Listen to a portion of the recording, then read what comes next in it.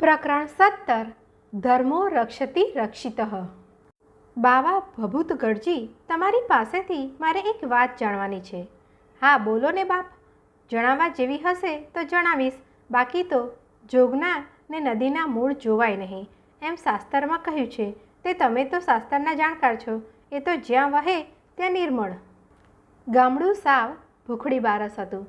મહેનત કરી કરીને હું થાક્યો, પણ માંડ 19 છોકરા આવતા થયા હતા, તે પણ ખરી રીતે નામ લખવાના। એમાંથી ભણે એવા તો 3 પણ મળે નહીં। આજ ગોખાવીને તૈયાર કરાવું, કાલ પૂછું એટલે બાઘાની જેમ સામા ઊભા રહે, કાંઈ બોલે કે કાંઈ કારવે। એમને સમજણ પડે નહીં કે આ શું કરવા ભણાવે છે, મને સમજણ પડે નહીં કે આ કેમ ભણતા નથી। અને વસ્તી પણ ત્યાં કોઈ ઉજળિયાત કોમની મળે જ નહીં, બધા પાણ ખાણિયા।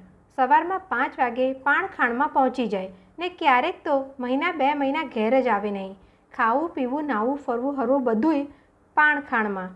બપોરે બૈરું ભાત પહોંચાડી આવે એટલે થયું, એમાં કોઈ ઘેર તો હોય નહીં, એટલે આ એમના છોકરા ગામના ગધેડા ભેગા કરીને એમને તગડવાનું કામ કરે અને એમાં ગામના કૂતરા ભેળા દોડે। ગોકીરો તો એવો થાય કે જાણે ધાડ પાડું આવ્યા। એટલે એ ગામમાં ભલે ગમે એટલી મહેનત કરો, કોઈને વિદ્યા ચડે એવું મળે જ નહીં ને। હા એટલું બોલો કે ચાલો આજે આપણે પાણખાણ જોવા જઈએ, તો તમારો બોલ નીકળતા પહેલાં તો આખું લશ્કર નિશાળમાંથી બહાર નીકળી ગયું હોય એવું એ ગામ। ત્યાં બીજો કોઈ આસિસ્ટન્ટ પણ મળે નહીં। હું ગામમાં નવો સવો, બેસવાના મથક જ 3, એક ચોરો, એક ગામ બહાર શંકરનું દહેરું અને એક પડખે નાનકડી સારી વાડી હતી, ત્યાં જવું હોય તો। બાકી ગામને ફરતો આંટો મારો તો 2.5 મિનિટમાં પાછા ઘર ભેગા થઈ જાઓ, એટલી એની લંબાઈ પહોળાઈ।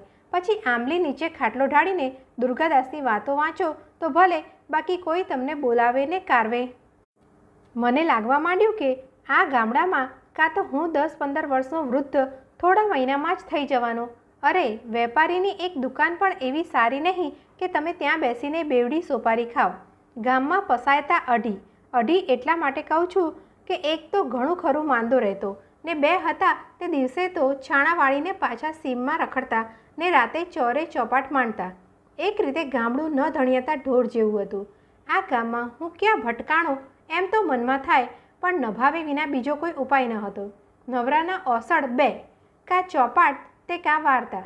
ચોપાટ મને આવડે તો ખરી, એમ તો ભલે તે આખી બાજી છેવટે હારી બેસું, પણ ગાંડી કાકરી કર્યો વિના કોઈ બાજી જ હું ખેલું નહીં, તો પણ અહીં તો જેની સાથે ચોપાટ માંડી શકાય એવો પણ કોઈ મળે નહીં। એટલે છેવટે મેં વાર્તાનો આધાર લીધો। એ માળી ઠીક, કોઈ દી એનો થાક લાગે નહીં, કોઈ દી તમને થાક આપે નહીં ને જ્યારે જુઓ ત્યારે હાજર। વાર્તાઓની ચોપડીઓ ગોતી કાઢી ને મંદિરના બાવાજી વાતોડિયા હતા, ત્યાં દોસ્તી બાંધી। બાવાજી અલક મલકની હાંકે, બધીએ ગપ પણ વચ્ચે શંકા નાખીને જો વિઘ્ન ન કરો તે બાવાજી વાતો એવી માંડે કે તમે અરેબિયન નાઇટ્સ પણ ભૂલી જાઓ। એવામાં મને એક દિવસ થયું કે બાવાજીની વાતો તો ઠીક, પણ બાવાની પોતાની વાત જાણવા જેવી હશે। એ જો કઢાવી હોય તો એમાં કાંઈક ને કાંઈક નવું મળે। એટલે એક દિવસ મોડી રાત્રે એક પછી એક બધા ઊભા થઈ ગયા, પણ તે દિવસે હું બેઠો રહ્યો। બાવાજી પણ મૂંગા ચલમ ફૂંકી રહ્યા હતા। ક્યું માસ્ટર સાહેબ, आज कुछ रोटी बोटी नहीं पकाना है? आज तो शनिवार છે, ભભૂતગઢજી કાલે રજા છે એટલે નિરાંત છે, એક ટાણું છે, તો કુછ પ્રસાદી લીજીએ કહીને બાવાજી તલનો એક લાડવો લઈ આવ્યા। તલનો લાડવો એણે મારી પાસે મૂક્યો, પાણીનું પવાલું પણ મૂક્યું અને પાછા પોતે ચલમમાં પડી ગયા। મેં અચાનક જ કહ્યું, ભભૂતગઢજી આજ તો મારે તમારી પાસેથી એક વાત જાણવી છે। ભભૂતગઢનો જવાબ ઉપર કહ્યો તે આવ્યો, નદીના મૂળ અને જોગીના મૂળ જોવાય નહીં, આમ બોલીને પછી પોતે મારી સામે જોઈ રહ્યા। મને થયું કે માણસ કોઈક વખત તો પોતાની વાત કહેવા તલસતો હોય છે, માત્ર એ કઢાવવાની કળ જોઈએ। ભભૂતગઢ કહેશે તો એની વાત આજે વાત કહેશે અને નહીંતર એ કોઈ દિવસ નહીં કહે। મેં કર્યું, ભભૂતગઢજી આ ગામ સાવ રેઢિયાળ છે, અહીં કોઈ ધણી ધોરી છે નહીં, આપણે 2 જણા છીએ તો દિવસ કપાઈ જાય છે। ભલા એકબીજાના હેતુ મિત્ર થયા છીએ તો એમાં વધારો કરીએ, બાકી અહીં કોઈ માણસ છે? અહીં તો કુછ નથી માસ્ટર સાહેબ, અહીં આ ગામ ભૂખડી બારસ છે, કેવળ પાણખાણો ઊભી છે। હું એમ કહું છું કે હું તો ઠર્યો નોકરિયાત, આજ અહીં તો 2 વર્ષે વળી કોણ જાણે ક્યાં, સુખે દુઃખે હું અહીં એ વરસ કાઢી નાખીશ, પણ તમે કોઈ ઠેકાણે નહીં ને અહીં ક્યાં આવીને પડ્યા? અહીં કંઈ આકર્ષણ થાય તેવું તો છે નહીં. ભભૂતકરે કપાળ તરફ હાથ ધર્યો. માસ્ટર સાહેબ, આમાં માનું છું? માનું તો છું. ન માનતા હો તો માનતા થાવ તેવી વાત છે.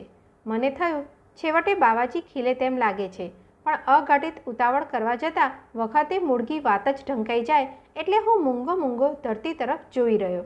માસ્ટર સાહેબ, ભભૂતકર ચલમ એક તરફ મૂકી દેતા બોલ્યો, ये शरीर વર્ણોત્તમ બમ્મન કા હૈ.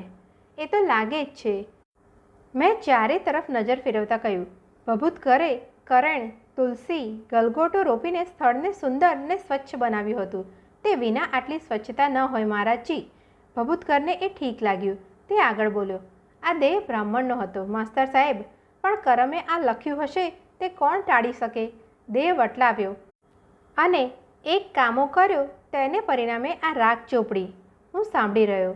ભભૂતકર આગળ વધ્યો. એ વખતે મારી જુવાની. આજ તો એ વાતને પણ 30-35 વર્ષ થઈ ગયા, પણ હું તે વખતે 18નો હોઈશ.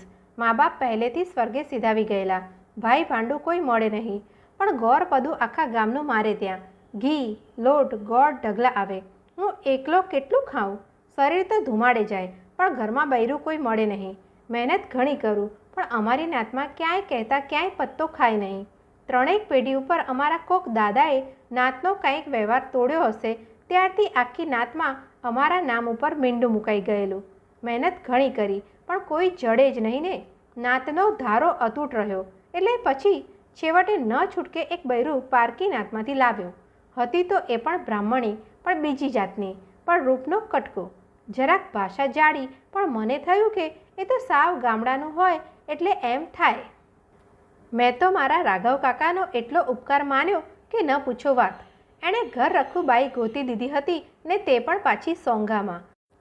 મેં રાઘવ કાકાને 300 રૂપિયા એમની મહેનતના પણ આપ્યા. 3 વર્ષ અમારો સંસાર સુખથી ચાલ્યો. એકબીજાની સાથે મન પડી ગયા.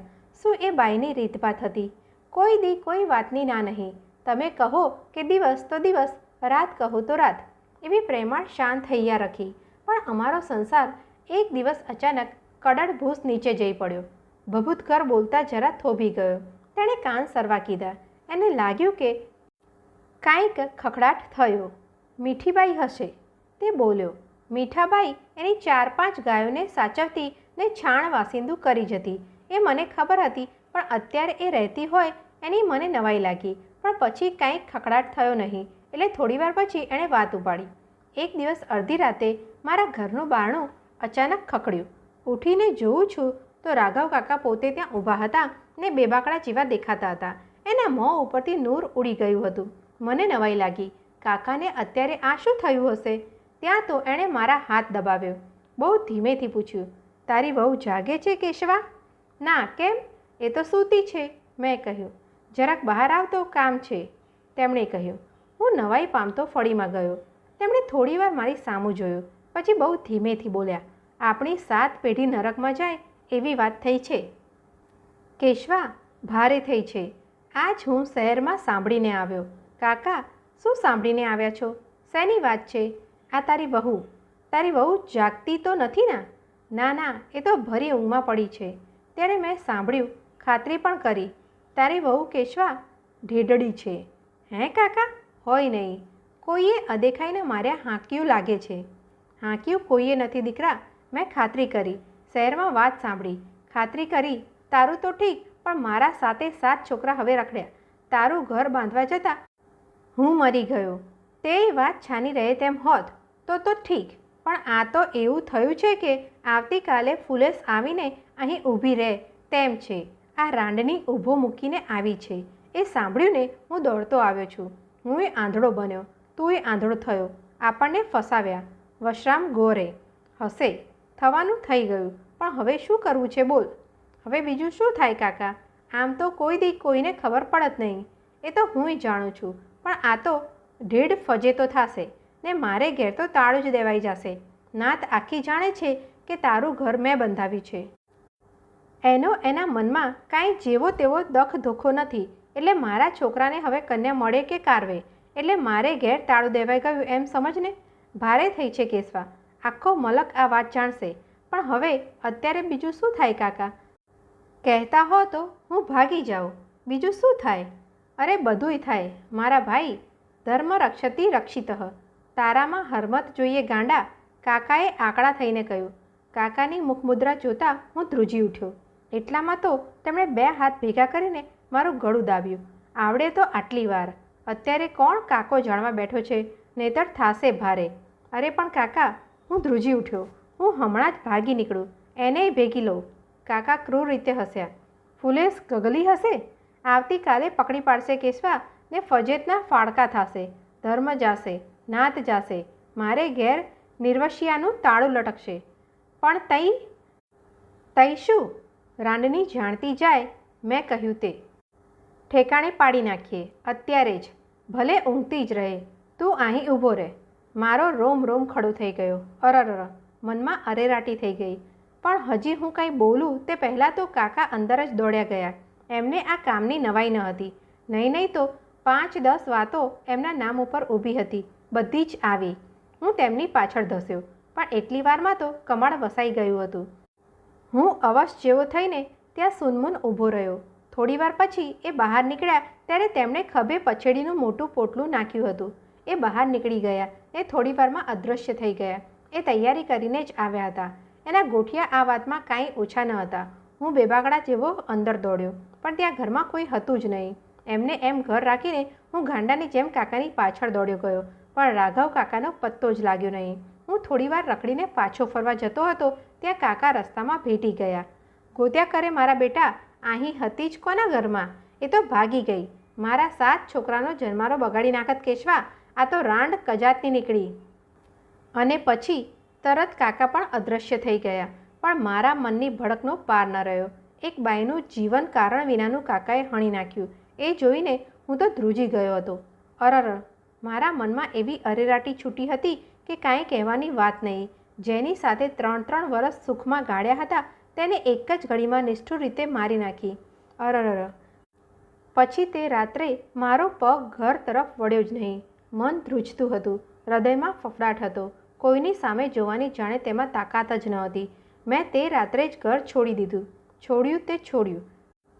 ચપટી રાખે પછી મને ક્યાંય ઓળખાવા દીધું નહીં, ને ન ઓળખાવા માટે રાખ રાખવી જ પડી. રાખનો એકનો જ આધાર હતો, એટલે પછી એ હંમેશ માટે સાથે રહી ગઈ. પણ માસ્ટર સાહેબ, એ વાત જ્યારે જ્યારે હું સંભાળું છું ત્યારે હજી આજ પણ મને નીંદર આવતી નથી. પણ તમે બોલો, આમાં મારો કંઈ વાંક હતો? ને છતાં સપડાવું તો હું સપડાવું એવું હતું. કાકાએ કહેલું હજી પણ મને યાદ છે, ધર્મ રક્ષતિ રક્ષિતઃ. ભભૂતકરની વાત સાંભળીને હું તો સડક જ થઈ ગયો. પણ પછી કેશવા કાકાનું શું થયું? કંઈ ખબર? કેશવા કાકાનું? એમણે સંસાર ચલાવ્યો. એના 5 છોકરા પરણી ગયા. મારા પછી ગોરપદું એને મળ્યું એટલે એ જામી ગયા. એમનો સંસાર ચાલતો રહ્યો. હમણાંની કાંઈ ખબર નથી. ભભૂતકર બોલીને શાંત થઈ ગયો. હું પણ મૂંગો બની ગયો. મોડેથી ઘેર જવા ફર્યો ત્યારે પણ એ કેશવો કાકો મારી નજરે તરી રહ્યો હતો.